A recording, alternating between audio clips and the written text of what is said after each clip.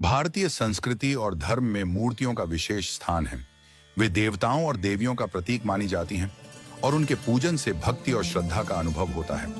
मूर्तियों का निर्माण शास्त्रों और पुराणों के अनुसार विशेष विधि से होता है ताकि वे दिव्य शक्ति को प्रतिबिंबित कर सकें। लेकिन जब मूर्तियां खंडित हो जाती हैं तो उनके साथ क्या करना चाहिए, यह एक महत्वपूर्ण सवाल है। पुराणों के अनुसार खंडित मूर्तियों से संबंधित कुछ विशेष दिशा निर्देश हैं जिन्हें हमें समझना और पालन करना चाहिए।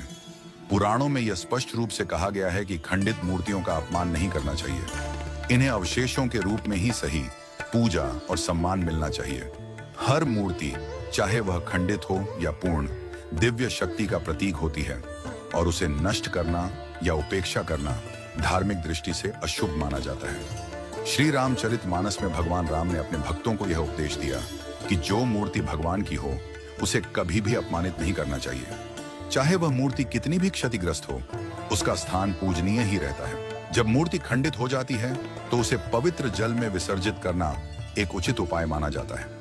पुराणों में यह उल्लेख किया गया है कि खंडित मूर्तियों को नदियों, समुद्र या अन्य पवित्र जल स्रोतों में विसर्जित किया जाना चाहिए ताकि उनका पुनः उन्नति और शुद्धि की ओर मार्गदर्शन हो सके। इस प्रक्रिया को शास्त्रों में अर्पण और विसर्जन कहा जाता है। कई बार खंडित मूर्तियां पुनः नवीनीकरण या मरम्मत योग्य होती हैं। यदि मूर्ति के टुकड़े सुरक्षित हों और उसकी मरम्मत की जा सके तो उसे ठीक करना एक उचित विकल्प है।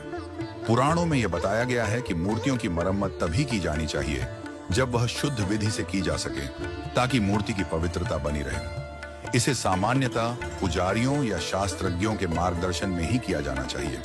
विष्णु पुराण में भगवान विष्णु की मूर्ति के मरम्मत या पुनर्निर्माण की प्रक्रिया का उल्लेख है, जिसमें यह कहा गया है कि यदि मूर्ति के भाग खंडित हो जाएं, तो योग्य शिल्पकार द्वारा उसे फिर से आकार दिया जा सकता है, बशर्ते मूर्ति की शुद्धता और पूजा विधि में कोई बदलाव न हो।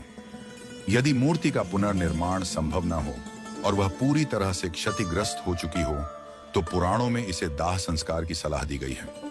दाह संस्कार का मतलब है मूर्ति को जल में डालना ताकि वह आंतरिक रूप से शुद्ध हो जाए और उसकी दिव्यता स्थायी रूप से बनी रहे।